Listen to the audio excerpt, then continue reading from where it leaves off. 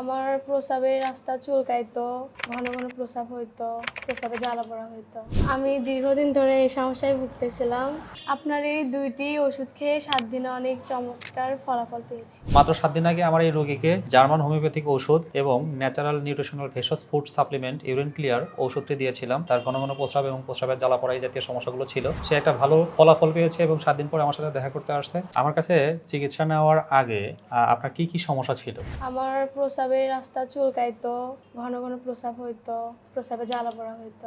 আমি দীর্ঘদিন ধরে এই সমস্যায় ভুগতেছিলাম। আপনার ওষুধ খাওয়ার পরে অনেক ভালো ফলাফল পাইছি। আচ্ছা, এই ওষুধগুলো কয়দিন সেবন করেছেন? 7 দিন। 7 দিনে আপনার উপকার কতটুকু বুঝতে পারছেন?